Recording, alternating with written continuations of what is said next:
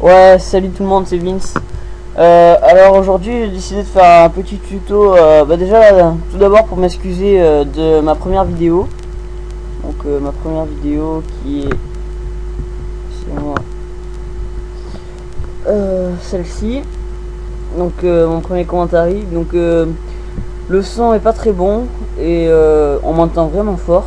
Et il y a des petits bruitages, enfin c'est bizarre, donc je l'ai upload quand même parce que voilà, j'avais pas trop envie de refaire un commentaire de 8 minutes.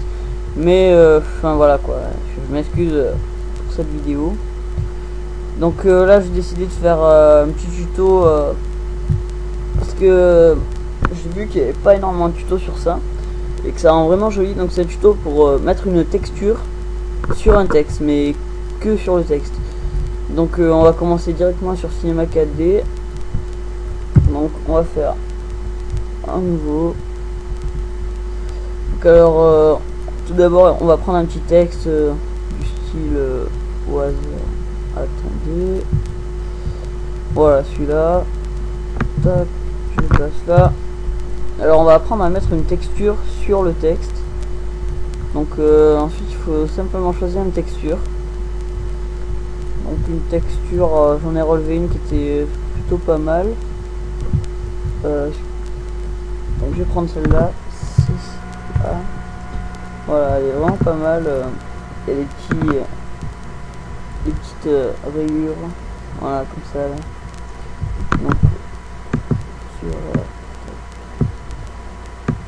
on place bien sur le texte. Tac, voilà.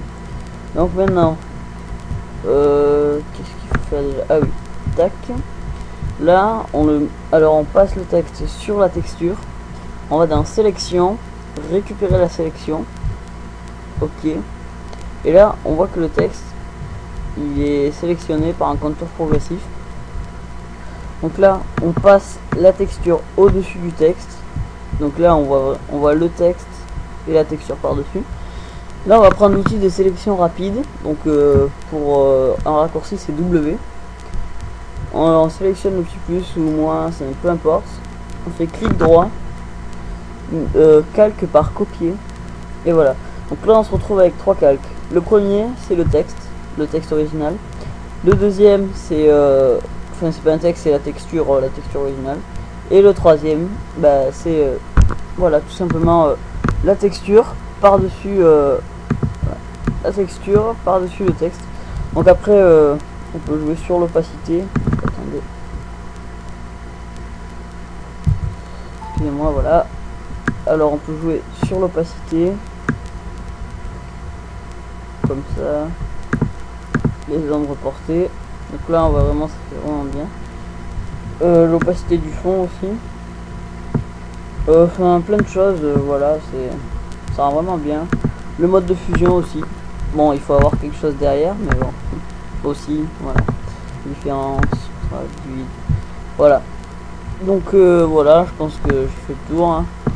Donc bonne continuation à vous et on se retrouve pour un prochain tuto ou peut-être un speed art. Merci tout le monde, ciao.